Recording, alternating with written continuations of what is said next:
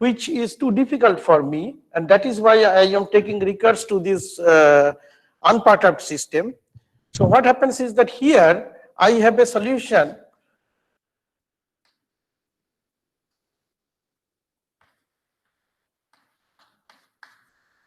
what it means.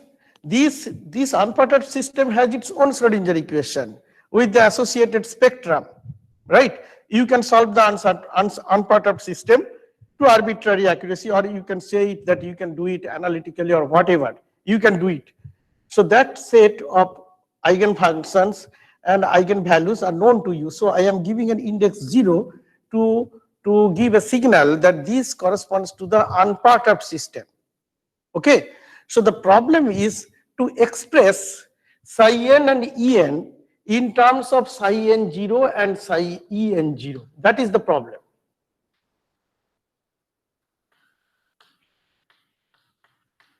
Do you understand?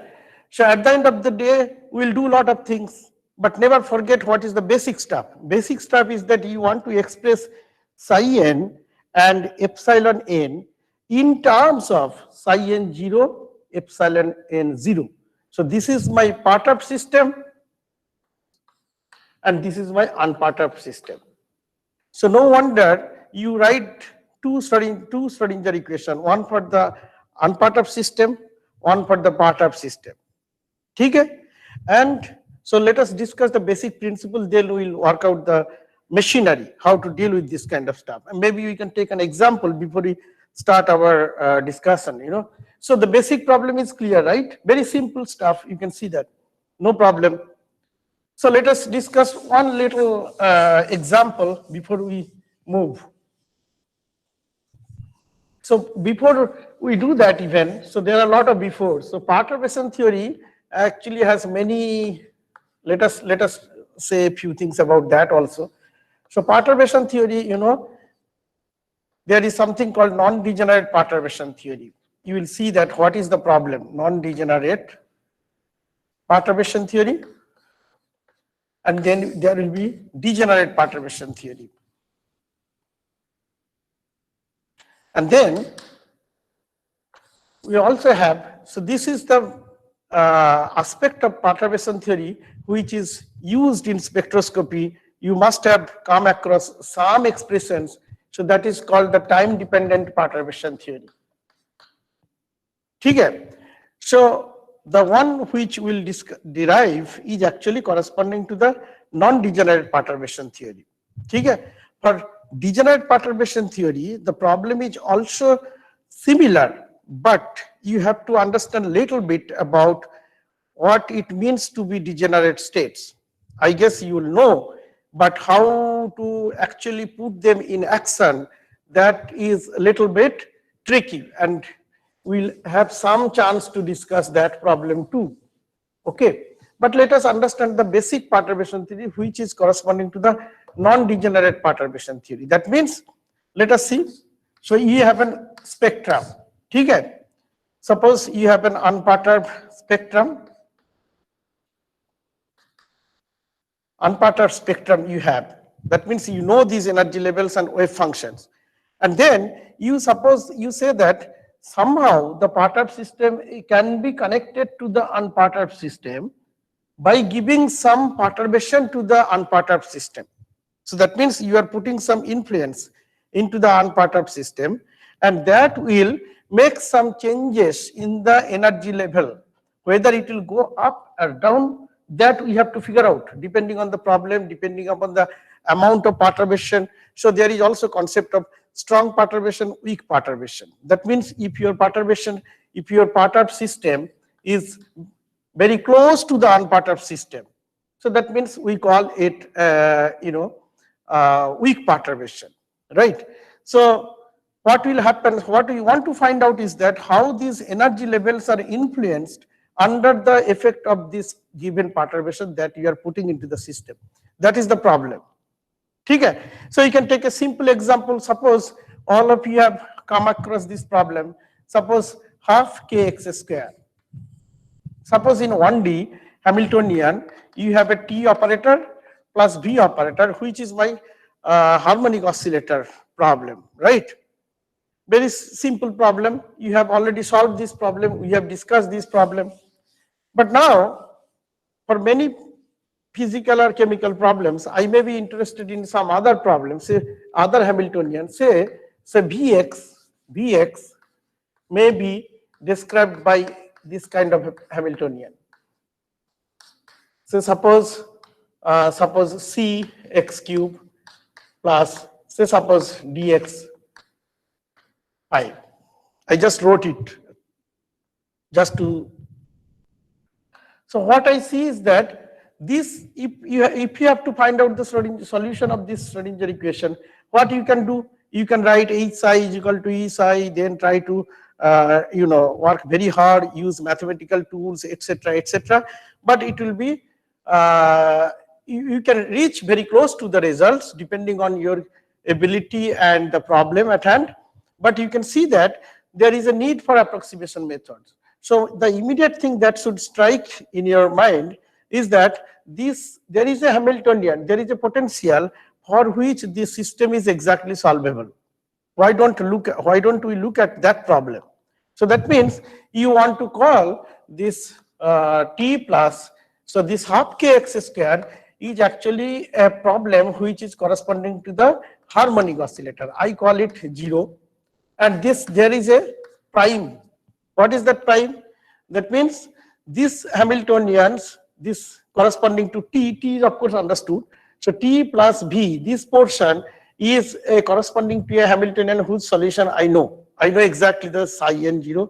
So this is my psi n0 and en0 corresponding to the harmonic oscillator, right? And there is a portion of the V which is not known to me, right? So I treat that as a perturbation. So cx cube plus dx to the power 5, I will take this as the perturbed Hamiltonian, right? So I would naturally want to find out how to get the solution corresponding to this V, which is my psi n and en, with the help of this H0. That means psi n0 and en0. That is and you will see that at the end of this class, it is possible to get an easy way out. Okay, so progressively what will be done? So let us put the notations now. This is the basic problem. Let us put the notations and very little simple derivation.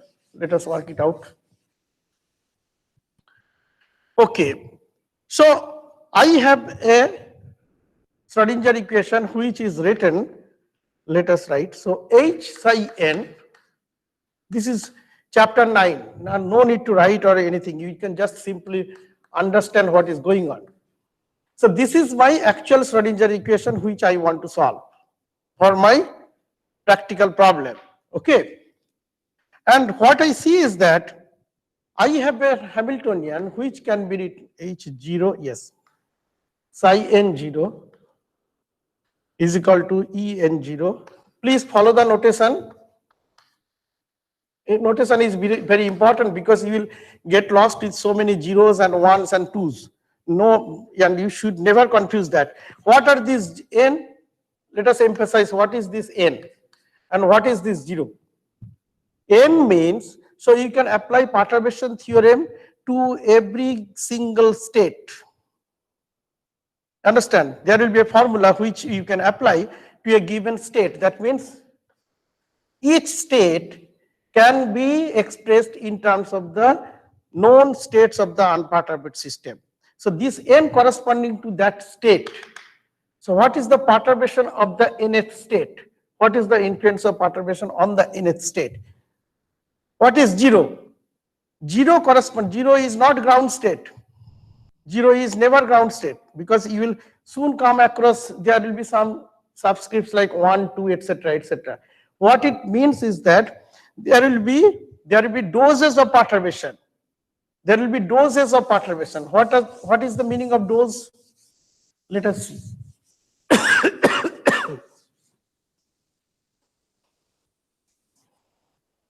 Doses of perturbation means,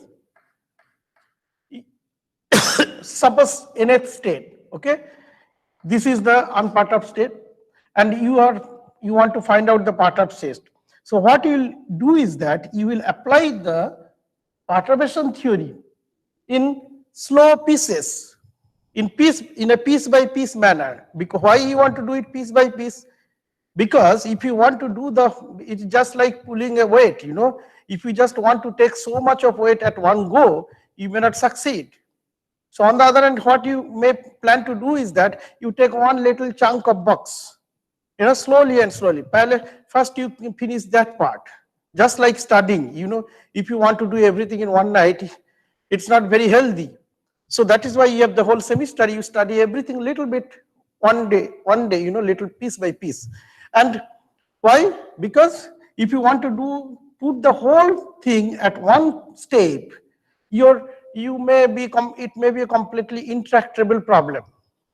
The benefits of perturbation theory may be lost. Why? Because you will see that. So there is order. So but what you may do is that, okay, let us take this first step. So first order perturbation. We call it first order perturbation. Second order perturbation, third order perturbation, something like this. So progressively higher orders of perturbation, you assume that as you take the higher and higher orders of perturbation, you may eventually reach the correct result and meaningful result. Now, what is meaningful result? For some problems, maybe first order perturbation is good enough. But for many other problems, the first order perturbation is not good enough. You may have to look for second order. You may have to look for third order. That depends on what you want to study. So if you're just only interested in energy, your first order perturbation may be sufficient. But if you are interested in, say, suppose electric field effects or magnetic effects, okay, like lot of properties which depend on the derivatives, right? Slowly changing properties. So in those cases, your perturbation theory in the first order may not give you anything which is good enough for your purpose. Okay? And in general, we can prove that it is easy to get correct energy, but it is difficult to get correct wave function. Right? So this is the notation. So these zeros means that 0th order. So in this case, 0 means, so this is the Schrodinger equation corresponding to the unperturbed system. You know psi n0, En0. Is it clear to everybody? Because if you understand these 10-15 minutes of talk, things will be very easy in the end. Most of the students have problems to get this kind of stuffs clear. Okay? So this is my unknown problem, this is my known problem. Okay? Now I want to write, as I said, I want to write the perturbed Hamiltonian in terms of a unperturbed Hamiltonian which is 0 plus a perturbation. This is the H prime perturbation which I am actually putting into the system. Okay.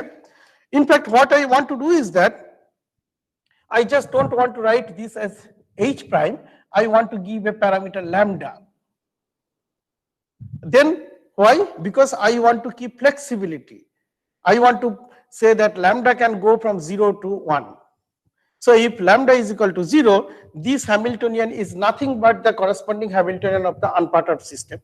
But if your lambda is equal to 1, that means it is actually corresponding to the perturbed system. But in general, lambda can be in between 0 and 1.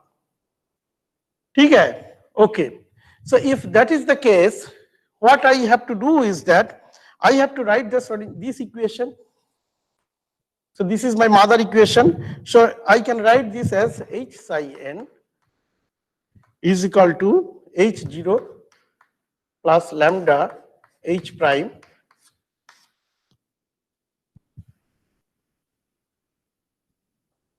sorry.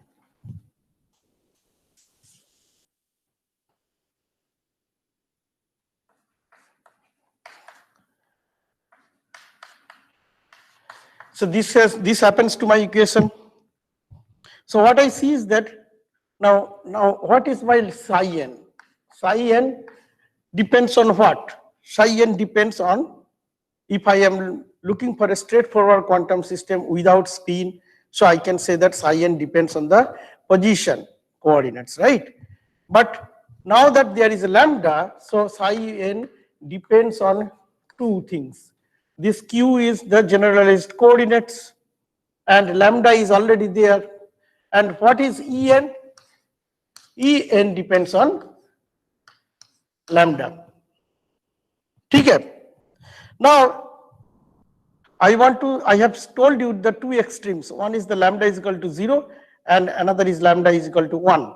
Okay. So now I want to express this, expand, not express, this expands psi n in the Taylor series. Okay. Around lambda is equal to 0.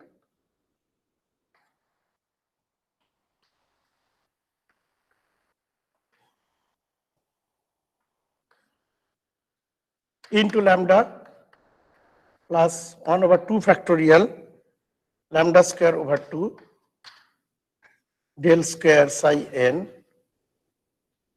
del lambda square plus this kind of stuff. Similarly, you can write your En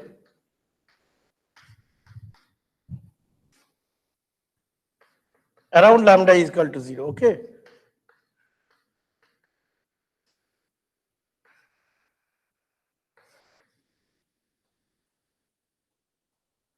There is no need to write del En. You can write dE because E only depends on, there is nothing, but there is no harm in also writing. You can write that.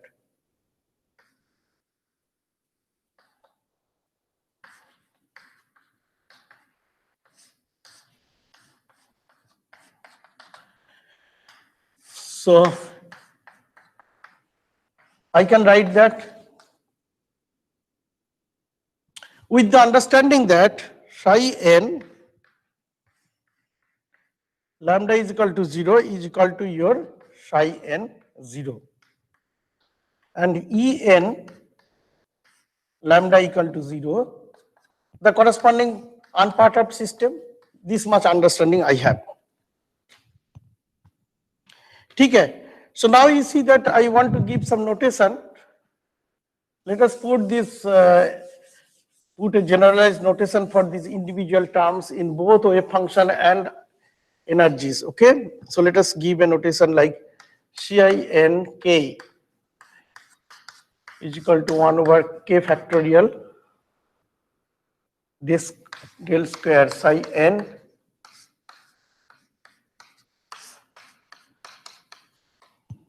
and also equivalently you can do that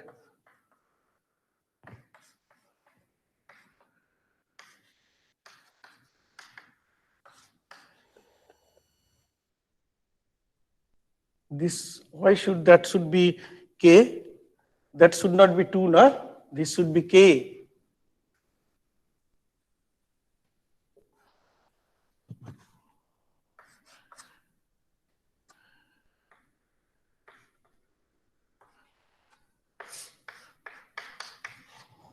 Okay.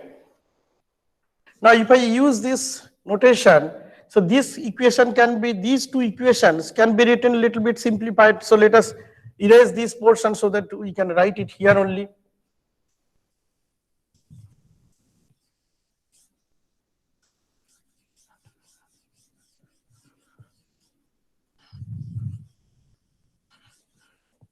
So I can write that psi n is psi n 0 plus lambda psi n plus lambda square psi n 2 plus lambda to the power k psi n k.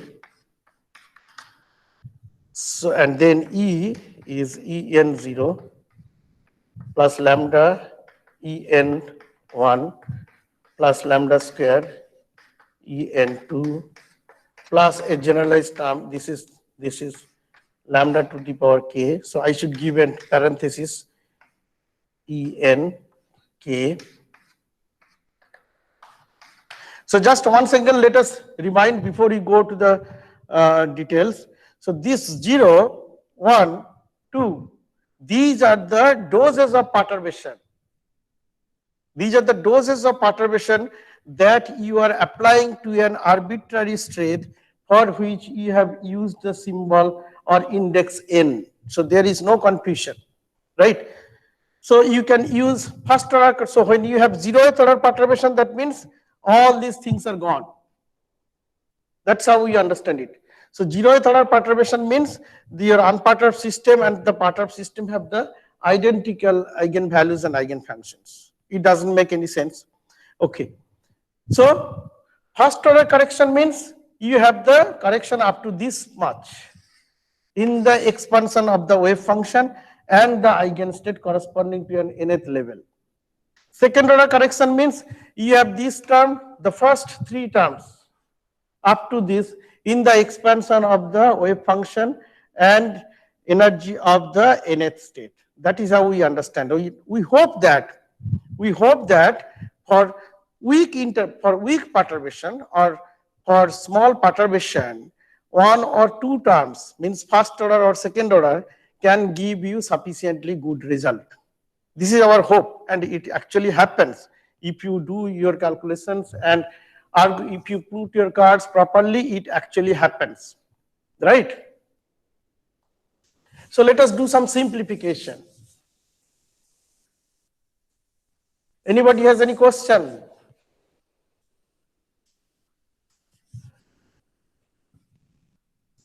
Perturbation theory is a very powerful method. It's extensively used. Okay. So you understood what is the kth order perturbation. So this is my kth order perturbation.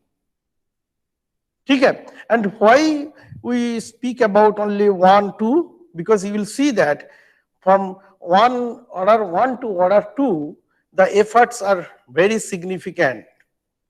That's why we talk about 1, 2, not 5, 6, you know. So we want to use this, now let us put some convenient stuff, okay? What are those? I want to use a normalization.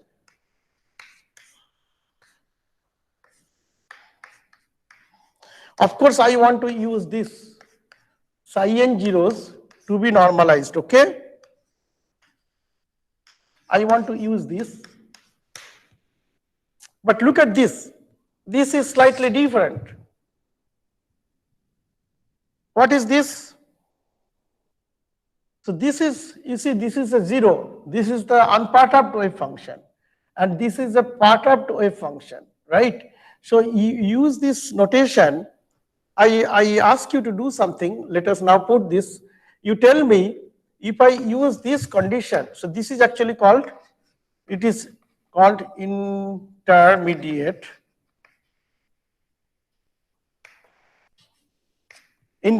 normalization. Why we do that? This is vigorously used in quantum chemistry and other areas of many body quantum mechanics. Why? Because you will see that this approximation actually simplifies your calculation, right? But please do this one little exercise until at this point. Put this psi n zero, sorry, put an expression, that expansion that we used here. It is sitting here. You use this expansion over here and tell me what are the subsidiary conditions that this condition gives you. What are the auxiliary conditions that throws you this expression? Because it is not just one condition, you will see that it gives you a bunch of conditions, this intermediate normalization, and that is why we actually use it. So I want you to understand this point. Psi n zero is 1. I did not write psi n, right? I wrote psi n zero, psi n. Okay? So what kind of conditions does this equation throw you? Please take 1 minute and work it out before we can write it. So just write down the left hand side and right hand side of that equation and tell me what conditions it satisfies, what condition it gives you. Who can do it? You can write in the chat box. I have not asked you very difficult stuff.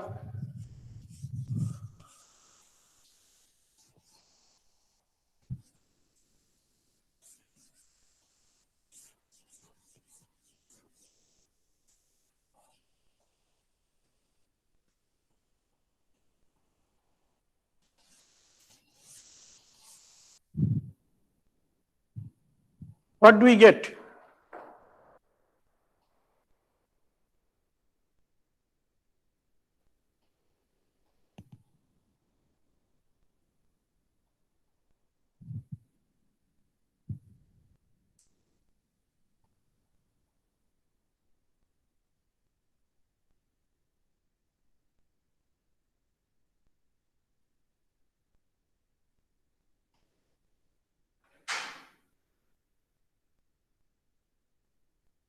Yes, sir, no, sir. Somebody please write or say.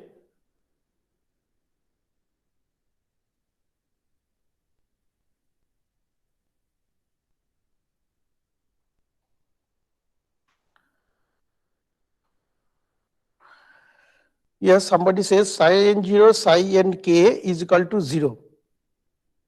That's what I have written, right? Psi n0, psi, oh, wait a second. Psi n0, psi nk is equal to 0. Very good. So can you tell me why is it so? And what does that actually it means? Adrija, your answer is very good. Just tell me how, why is it so? Sir, because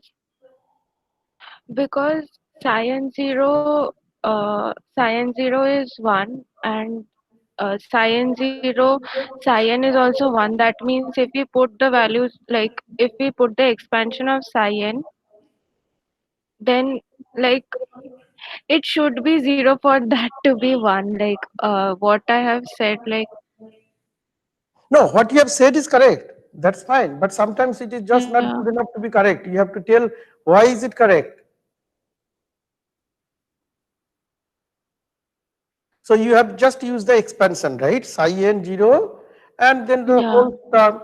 No, but I have a question. Why psi n0, psi n1? So you have given psi nk, right? In the right side, in the kit. Hmm. So why all Hmm. the k's have to be 0? There will be, in the expansion, you have psi n1, psi n2, psi n3, psi n4. How you suppose that they all should be 0? Uh, How do you come to this because conclusion? Just think because in science mathematics. Even if you cannot because think of physics, yeah. science zero is one. So the all the rest of the other terms have to be zero. No? Oh, I see. Okay, that's one way to put, but okay, thank you. But you can see simply see there is a lambda. Don't forget the role of lambda. It is constant, but it actually is very important. Yes, Madhur says that lambda this some lambda psi n0 psi n1 psi n0 psi n1 plus lambda square psi n0 psi n square. Maybe I understood or maybe I did not understand. Okay, but let us suppose that you have understood. Okay, so the reason is that lambda is a parameter which actually recovers the dose that you are putting on the system. So that means when your lambda is 1, your perturbation is fully turned on. Okay? So this expression is actually true when you substitute the lambda psi n from this equation, that 1, there will be lambda for the whole stuff, right? And that 1 should be satisfied for all values of lambda, right? That's what is the meaning. So for each lambda, this equation has to be satisfied. So what you can simply look at from the mathematical perspective is that, so you take because lambda is a constant and it has to be satisfied for each lambda. So you look at the coefficients of lambda from left hand side and right hand side. And if you look at it that way, then whatever Adrija says and also Madhur says is correct, because everywhere the coefficients are 0. Okay? So that means, so the bunch of expression that I get is psi n0, psi nk is actually 0. Okay? Okay, now that we have understood, remember this is called intermediate normalization, and you will see that how it actually facilitates our future direction. Okay, now what is our job? We have been beating around the bush for some time. Now let us go straight to the Schrodinger equation. So you have defined everything that is required, that those are required. So I have H psi n is equal to E n psi n. Now we have defined psi n, we have defined H, we have defined E n. All the expands are defined now, okay, with their meanings understood. So let us now write it, do a little bit algebra, lambda 0 plus, sorry, H0 plus lambda H prime, that is my H. And psi 1 is psi n0 plus lambda psi n1 plus lambda square psi n2 plus the remaining terms and equals En0 plus En1, sorry, lambda should be there, plus lambda square En2. Okay. Similarly, here also we have psi n0 plus lambda psi n1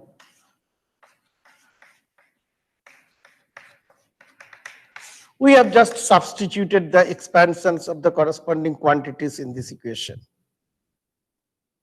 Okay, so now just take a look. You can do two things. Just look at how the two terms in the right hand side and left hand side actually collect for a given power of lambda, the coefficient. So collecting the coefficients of lambda in the left hand side and right hand side. So I can write this expression, I guess you will agree with me, which is this. So H0 psi n0, and then I am writing the lambda 1, okay? So H prime psi n0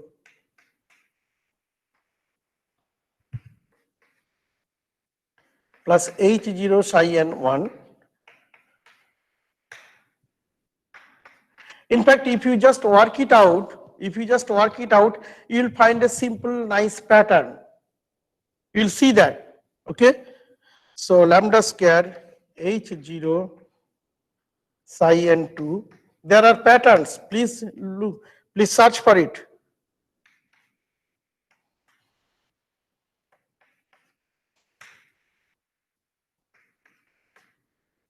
Plus, so this equal to, okay, En0. Similarly, in the right hand side, En0 psi n0 plus lambda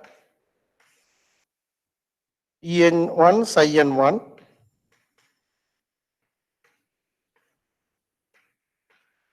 plus En1 psi n1 plus En0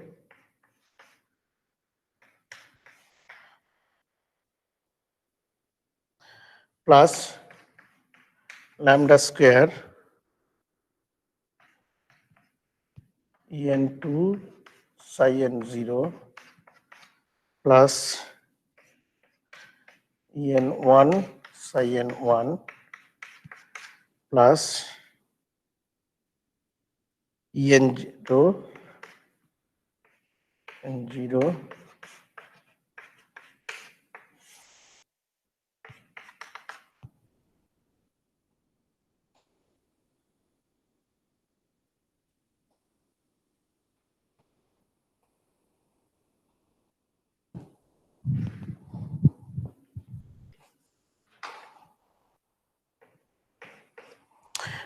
Okay, so I can see that I can write bunch of equations by comparing the coefficients in left hand side and right hand side. So please write that.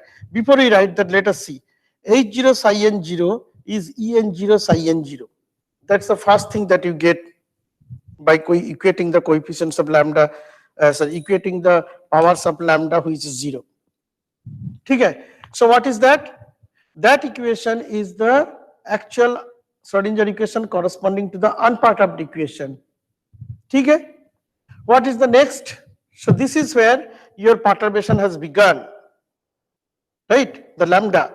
So now what is this? So we have to analyze these equations one by one.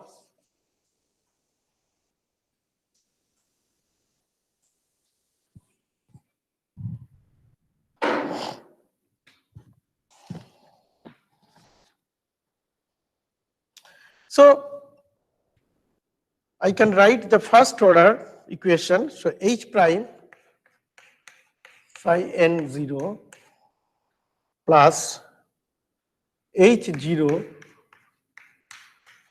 psi n1 equals En1 psi n0 plus En0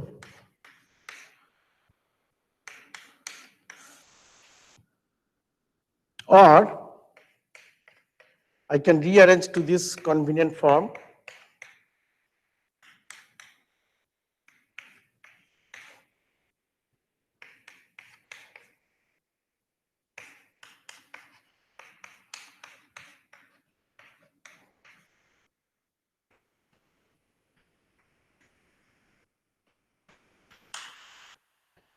Let us see this equation.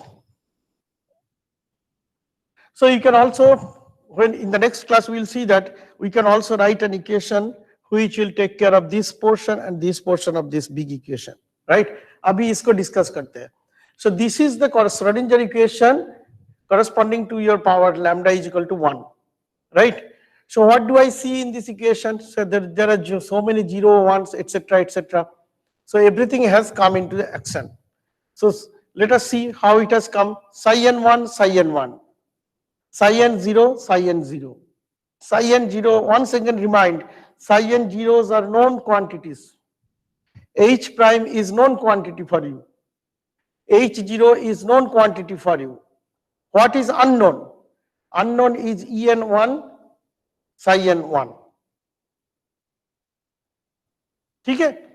So what do I do? Now the discussion comes into, so this is the equation which is corresponding. So once I have taken care of this equation, this will give me the final operation, final procedure to find out the psi n1 and En1. You understand? So that means once I have an expression for my first expression that I am looking for in this from this equation is En1. That's the first quantity I am going to look for. Okay? And then what? I also have to find out psi n1. Okay? So let us begin to do that. Any question or comment? Is the class going slow or fast? Please write in your chat box if you do not want to speak.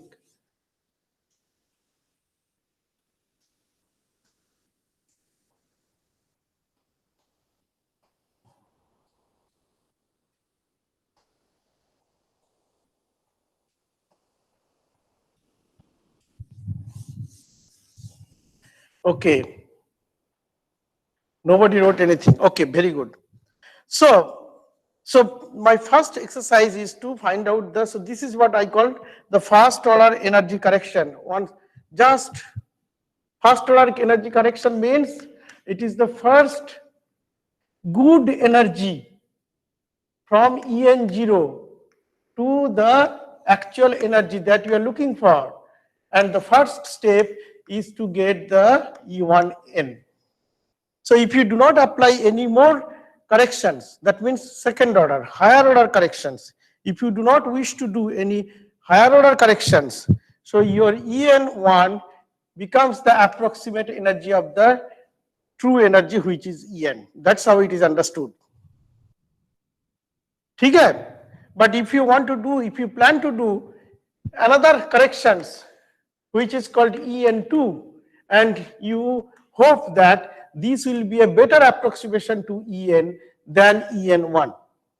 But generally people use second order perturbations, Okay, and higher order perturbations are progressively very, very difficult. So that's why we just stop mostly at second order corrections.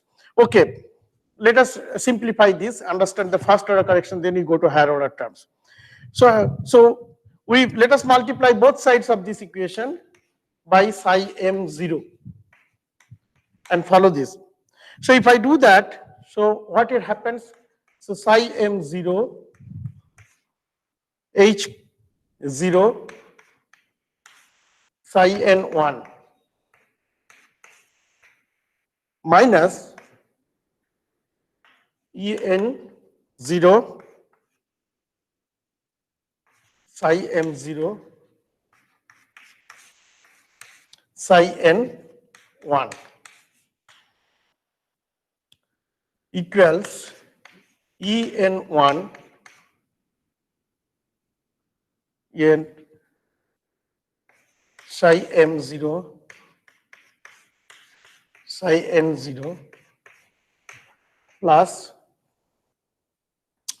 sorry, no plus, okay, minus psi m0 h prime psi n0.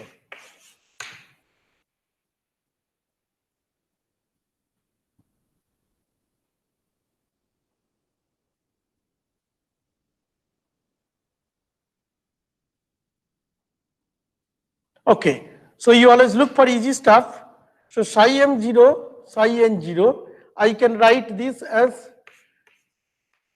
delta mn, okay, and I have to look for these guys, okay. Okay, so let us do some simplification of the first term. Psi m0 h0 psi n1. You can use the properties of the Hermitian operators, right? You can use the properties of the Hermitian operators to simplify in this way. So psi n1, I think I'll just write the final expression. You can work it out. So you can see that psi n1 can come here this side, h0 psi m0 star, then h0 psi m0 uske upar operate karo, you will get em0, right? You can do that, em0 psi m0 psi n1, that kind of stuff, and at the end of the day you will land up with this em0 psi m0 psi n1. Everybody is clear about this? What issue hai? So you can bring the, that rule, psi m0 h0 psi n1, you can bring psi n1 this side and h0 operates on psi m0, and then you get em0, then all the stars become real, etc., etc. So finally you end up here. This should not be confused with this guy. Right, now we can use this expression here. I can use this psi m0 h0 psi n1, which I have just worked out. What is that? So it gives me em0 psi m0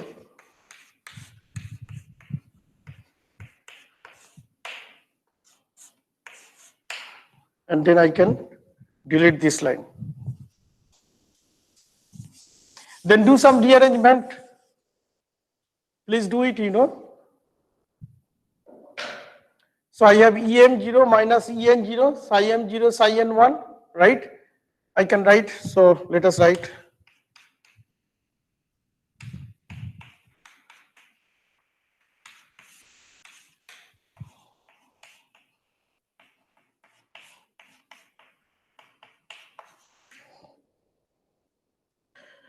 Okay, so this has already become delta mn, right? And this term remains as such. So you can write en1 delta mn minus, we can erase this portion.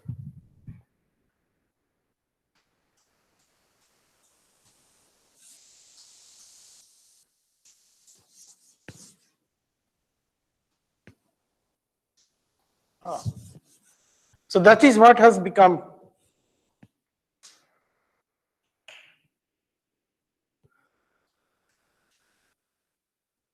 ठीक है? Okay. So now you know that there is a chronicle delta. So what it means? You make m is equal to n. What happens? The left hand side, this guy vanishes. So that's why now you understand why we said. So this is where you understand this is non-degenerate perturbation theory. ठीक है? So EM0 is minus En0, and if you make this, in order for this, what is your desired quantity that you are looking for? You are looking for this quantity, En1, right? And there is a delta Mn. So you know if M is equal to N, then only it survives, right? And if this equation, this guy survives, then this becomes 0, right? So I can write Emn for M is equal to N, Emn, En1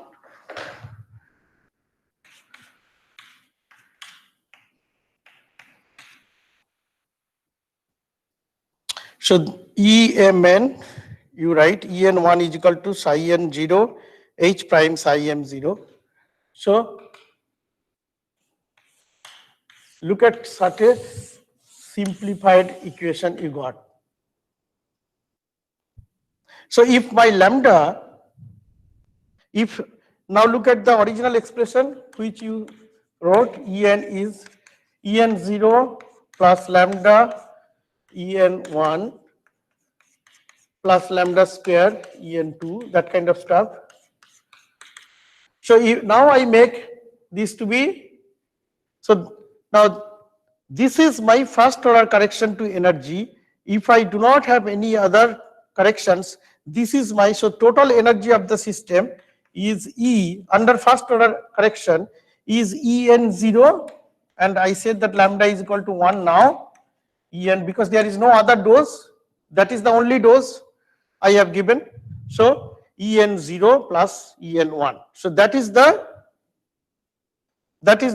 perturbation theory in a correct answer to the energy under the first order correction. Is that clear? We have not found out what happens to psi n1. That we'll do it in the next class. But you understand this expression. It's a very simple, beautiful expression. Why? Let us look at the meaning of this expression. What have we achieved? We achieved for an arbitrary nth state the first order correction to energy, which is written in the form of very interesting expression. H prime. What is H prime? H prime is the perturbing correction in the Hamiltonian. H0 plus lambda H prime. That was your actual Hamiltonian. And what are my psi m zeros and psi n zeros? Psi m zeros are psi m0 and psi n0 are nothing but the unperturbed eigenstates, which we started the discussion with the understanding that they are known to us. So I can now look at it in the physical sense.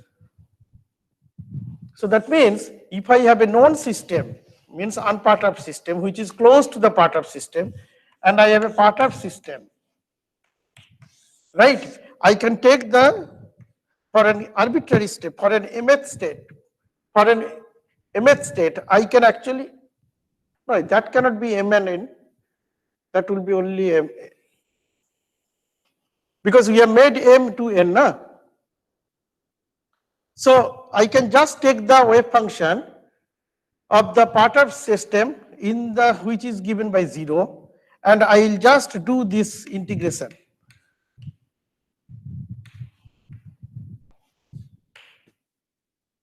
That is my expression for the first order correction to energy. So the actual working equation is very simple, right? So because most of the cases your first order correction is a big jump from your zeroth order Hamiltonian. What do you do? So let us take that example that we worked out. So I wrote h prime is equal to cx cube plus dx 5. Remember? And h0 was, h0 is equal to t plus half kx square. Okay. So in order to find out the eigenstate of this Hamiltonian, which is h is equal to h0 plus h prime, what do I need to do? I need to take the nth state of the harmonic oscillator, for which you have a known expression. And I take the h prime, that means cx cube. So that means this becomes my cx cube plus dx5. And this is your nth state. So you can write n dx cube df. You see how simplified it is? That means at the end of the day, you just do some matrix elements. And in this particular case, you can use the symmetry of the wave function. That means it has some, odd and even parity, because there is a symmetry in the potential, right? So Hermite polynomials will come with odd and even pair. So you can see that certain integrals will vanish. Your dx cube plus dx5, they will both actually vanish, because at the end of the day, it is only an odd integration, right? So, but for other systems also, even if it is not zero, but for other systems, the working machinery is extremely simple. You just take the nth state of the unparted system and just calculate the matrix elements with the h prime. Is that clear? For most people, for 90% community, I do not want to use percent, but for a large number of problems, the first order energy correction is actually all that many people want to do. So that's why the focus is like that, right? But of course, you have to learn how to do the second order correction, etc. But remember, in order to do the second order, so what is the next step? Our next step is not En2. Our next step is not En2. En0 to En1 is fine. That is fine. That did not require anything. But then you simply cannot go to E1T, En2. What you have to do is that you do have to get psi N1 now. Then you have to go to En2. That's how the chain will work. So that's why we need to find out the first order correction of the wave function. Okay. So let us have some questions, comments, or discussion before we break, if there is. कोई question है बोलो.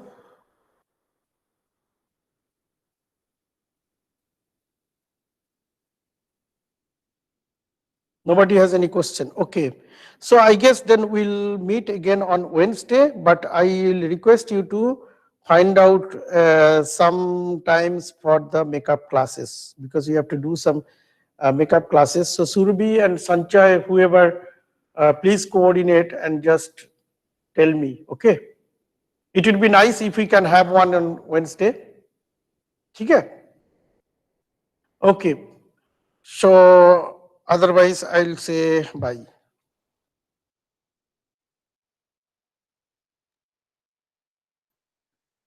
Sure, thank you.